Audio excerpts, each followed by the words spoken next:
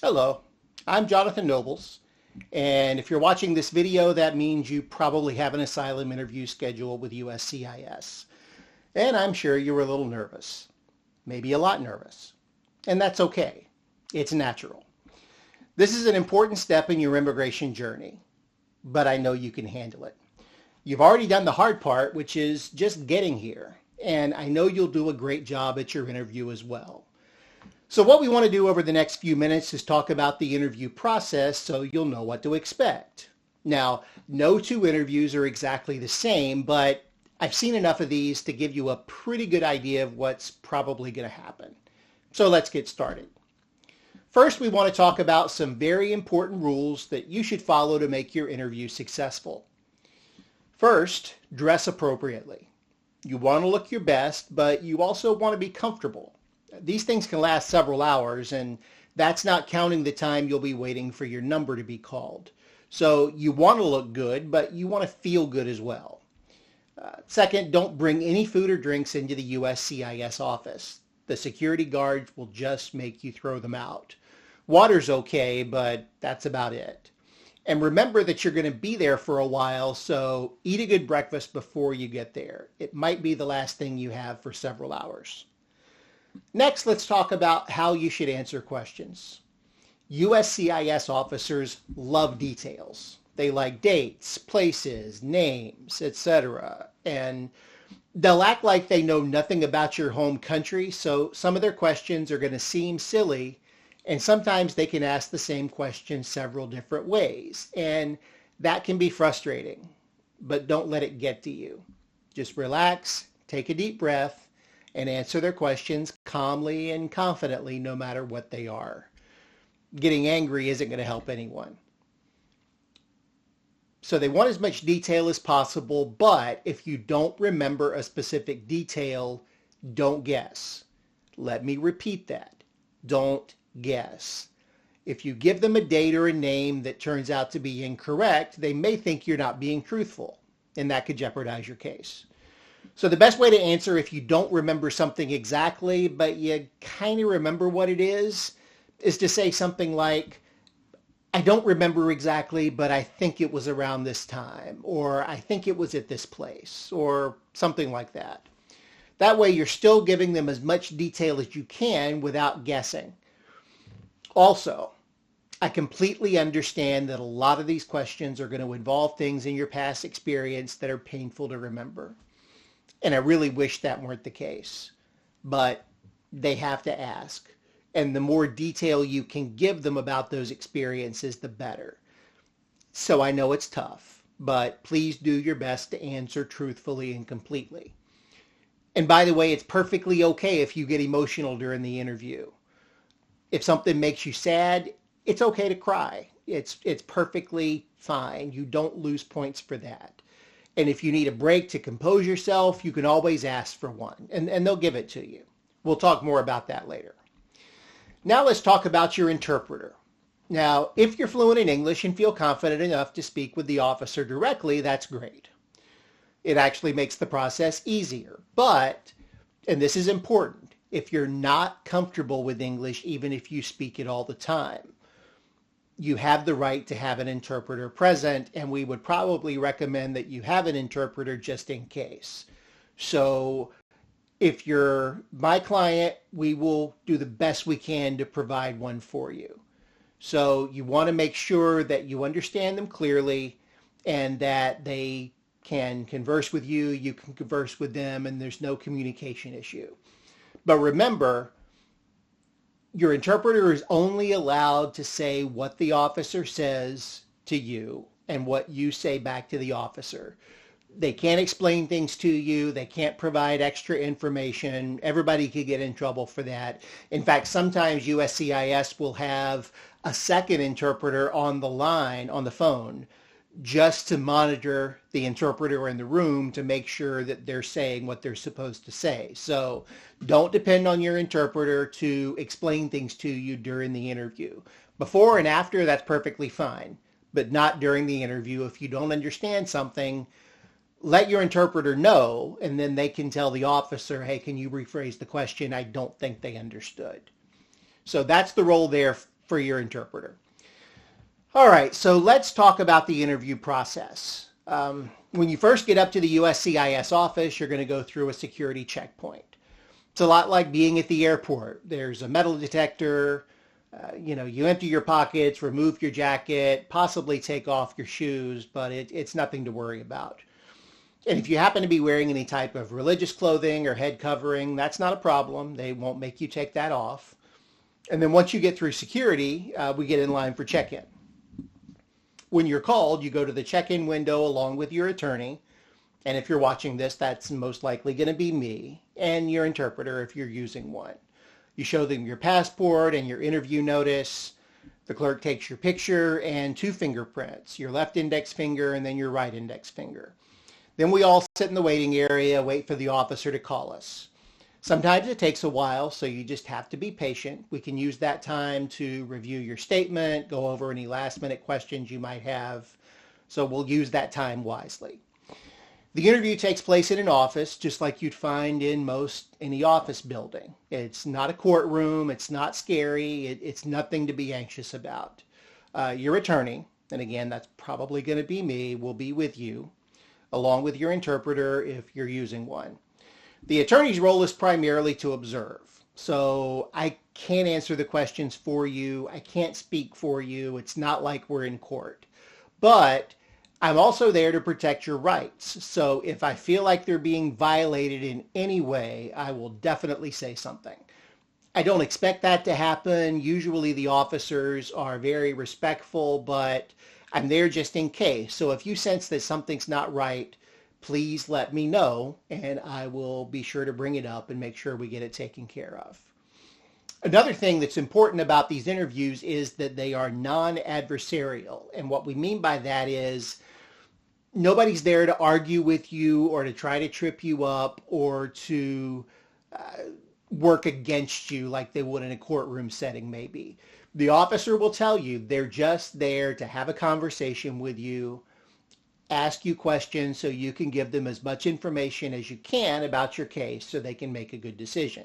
Now, that means that they do have to ask a lot of hard questions, but they're not the opposing party. They're just having a conversation with you. So you want to treat it like that. Stay calm, answer their questions as best you can. All right, so let's talk about the interview process. Every interview is different, as I said. So this may not be the exact order that your interview goes in, but every segment that we talk about is going to be present in your interview in whatever order. So just make sure that you understand them and that you're prepared to deal with them. All right, so the first thing that's going to happen is that you're going to be sworn in, which basically means you're going to swear to tell the truth, which of course is what we all want to do. So then the officer is probably going to ask you questions, something like, are you feeling well enough to speak with me today? Which hopefully the answer will be yes. And then they may ask, did anyone help you with your application? To which the answer is yes, my attorney helped me. Well, how did he help you? Well, I told him my story and he wrote it down in the application. Was he able to communicate with you in your own language? Well, no, we communicated in English.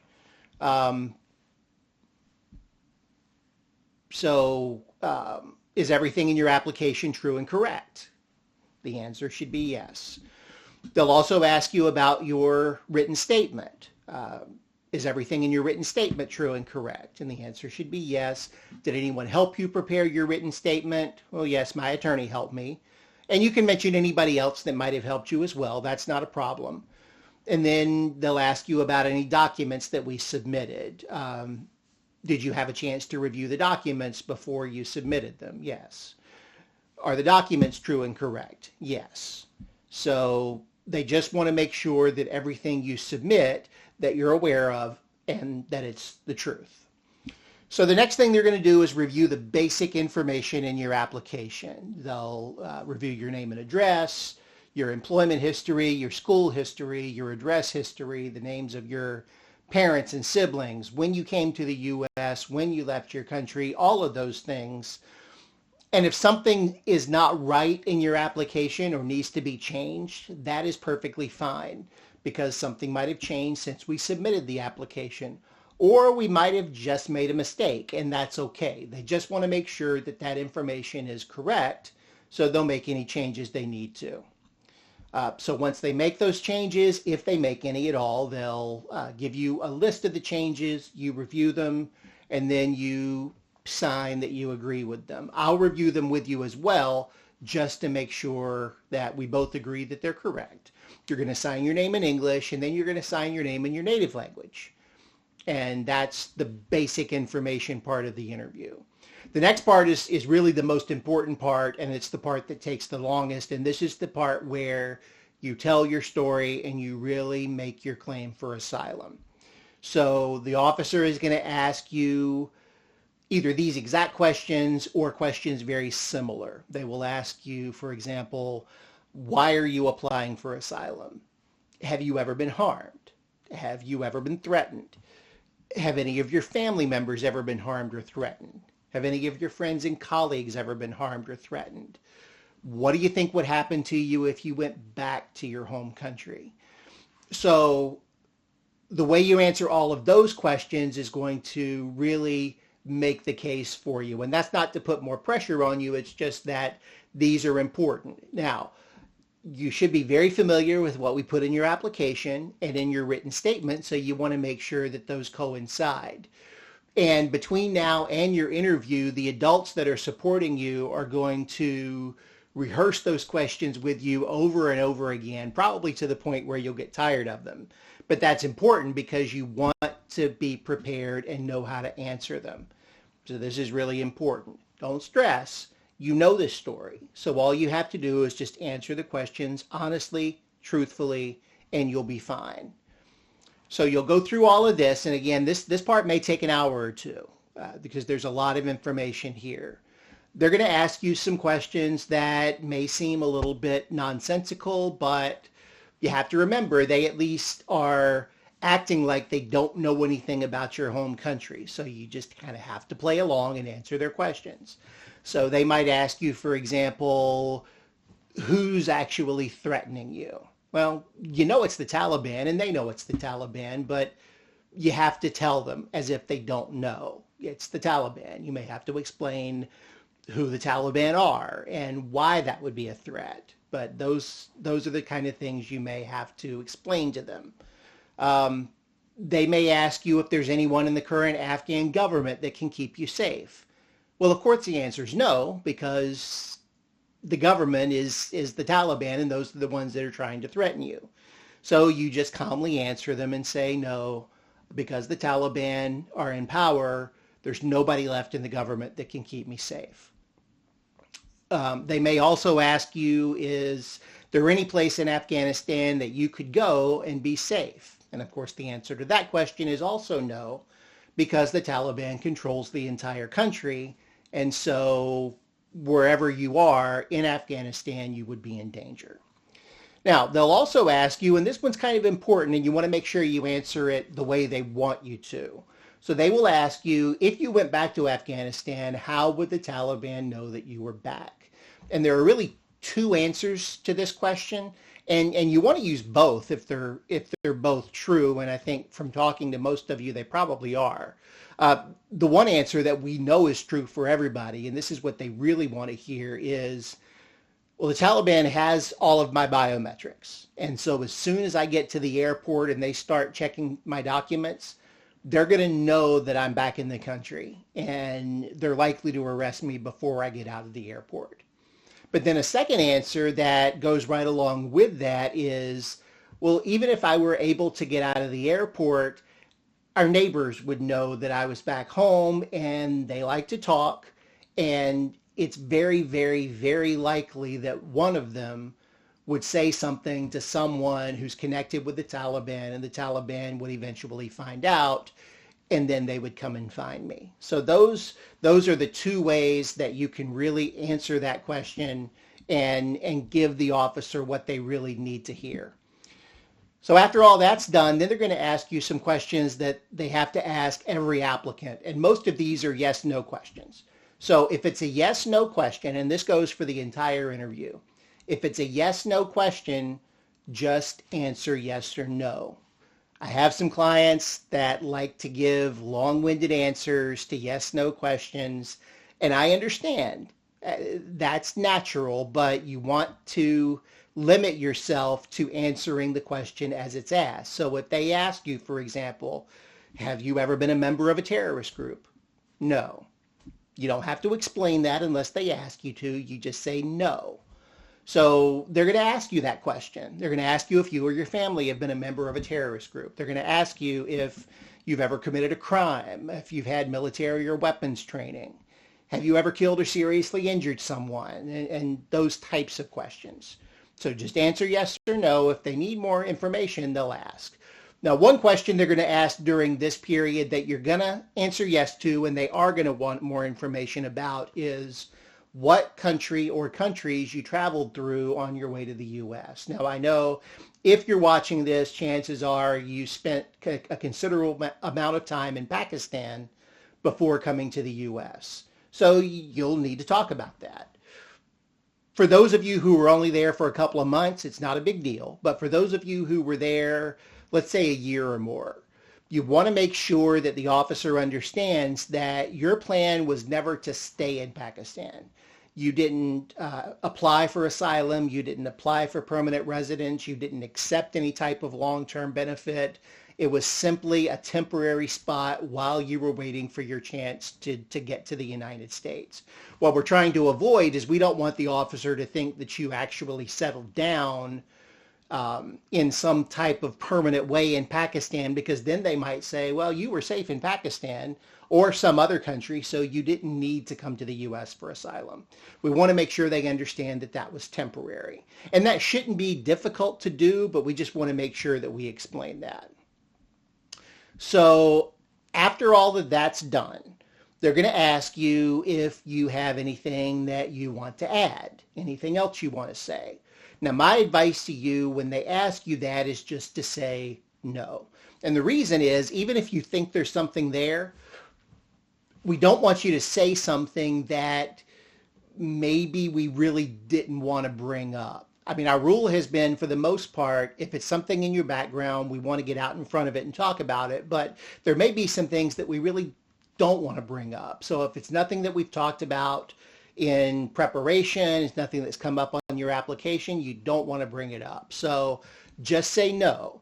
Then what will happen is the officer will look at me as your attorney and say, you know, would you like to make a statement? Would you like to ask the applicant some questions?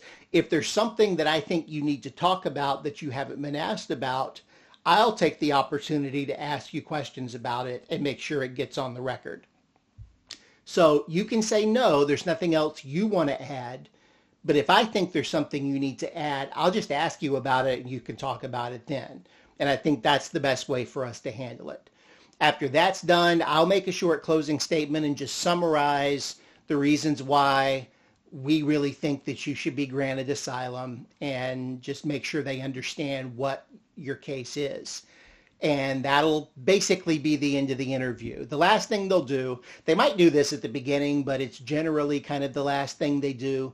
Used to, they would actually mail out the decisions, and it might take months. It could take longer. Now they're generally giving people a date to come back for their decision in about 3 weeks. So it's good that they've expedited the process. I know that that has caused a lot of uncertainty with people, because you assume, you know, they're bringing me back quickly. That means it's got to be something bad. Not necessarily, because they're doing this with everybody, even those who have really strong cases. And frankly, from talking to all of you and from viewing your applications and helping you fill them out and submit them, I think you all have strong cases. So if they give you a date to come back, don't see that as a bad sign. Just see that as something they're doing now for everyone. And be positive. I know you're going to present yourself in a very professional way. You're going to tell your story in a very compelling way. We're going to make sure that you're prepared, and you're going to make a great case for yourself. And even though nothing is a guarantee, I'm very confident that all of you are going to be granted asylum. So keep up that positive attitude. Just go through the preparation, make sure you're ready, and then hopefully we get good news for everybody. Last thing I want to say is thank you for going through this process, and thank you for allowing me to be a part of it. I am truly honored to be representing all of you. I think you're all great, and you're going to make great additions to our society here in the U.S., and I am really looking forward to seeing what great things you do here. So again, thank you for that, and I look forward to seeing all of you at your interviews.